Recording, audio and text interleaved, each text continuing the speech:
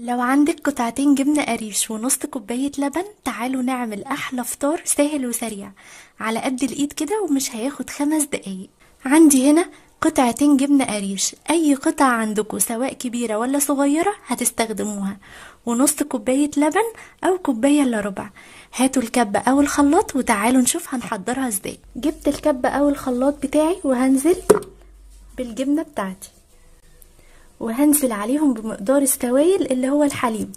نص كوباية لبن كده كان عليها شوية وش، مش هنزل بيها كلها، هنزل بيها نص الكوباية، واضرب الكلام الحلو ده ضربة كويسة. من غير ملح مفيش مشكلة، عاوزين تحطوا ملح تمام. وده شكل الجبنة القمر بتاعتنا بعد ما ضربتها، قوامها كريمي جدا.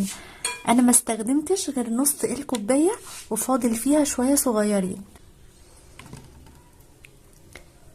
شايفين بقى القمر عامل ازاي؟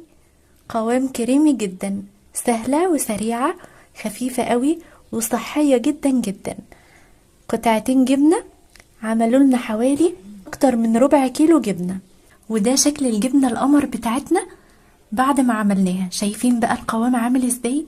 خطيرة يا جماعة، سبريد كده جدا ودايبة دوبان، وسهلة للفرد على الساندوتش سواء فينو ولا توست. خطيرة. او العيش الباجيت بيبقى حكاية، سهلة وسريعة، مفيدة جدا وصحية. في 3 دقايق كده حضرتوها بقوام كريمي تحفة جدا.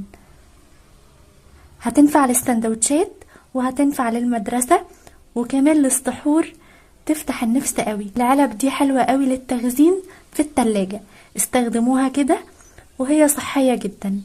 عاوزين تحطوا اي منكهات عليها زي الزيتون، زي البابريكا، اي حاجة حلوة. احبها سادة كده، جميلة جدا.